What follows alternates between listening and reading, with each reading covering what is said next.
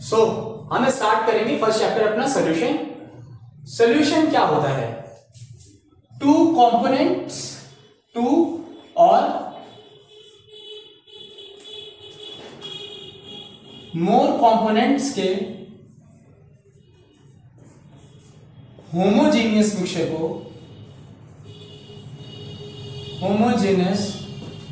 को हम सॉल्यूशन कहते हैं। सॉल्यूट और सॉल्वेंट बेसिकली एक बहुत ही जनरल सा प्रिंसिपल है कि अगर कोई सॉल्यूशन दिया है उसमें दो या दो से अधिक कंपोनेंट्स हैं तो हम ये कैसे डिसाइड करेंगे कि कौन सा सॉल्यूट है कौन सा सॉल्वेंट है। तो जनरली जिसकी क्वांटिटी लार्जेस्ट होती है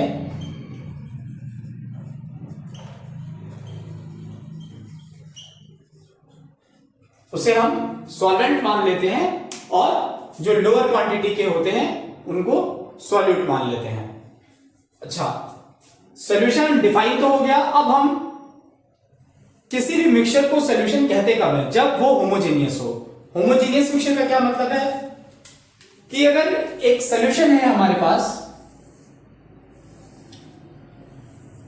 और इसमें एक कंपोनेंट ए है, दूसरा कंपोनेंट बी है और बी हमारा सॉल्वेंट है, ए हमारा सॉल्यूट है। ये कोई सॉल्यूशन है हमारे पास। अगर इस सॉल्यूशन में से हम 4 सैंपल्स निकालते हैं, 1 2 3 4, और ये जो सैंपल्स हैं हमारे इनका वॉल्यूम है V1 V2 V3 V4 और ये चारों के वॉल्यूम सेम है। या हम इसका मास ले सकते हैं M1 equals to M2 equals to M3 equals to M4। कहने का मतलब कि हमने एक ही सॉल्यूशन में से 4 सैंपल निकाले, लेकिन इन चारों के सैंपल क्या, इन चारों का वॉल्यूम सेम है या फिर मास सेम है। तो इन चारों सैंपल्स में जो A और B का कंसंट्रेशन है वो सेम होगा। जो मास परसेंटेज है, जो उनका वॉल्यूम परसेंटेज है वो सेम होगा। जो टेम्परेचर है, जो प्रेशर है वो सेम होगा। तब ऐसे मिक्सचर को हम बोलते हैं कि इनका कंपोजिशन सेम है, प्रॉपर्टीज सेम है।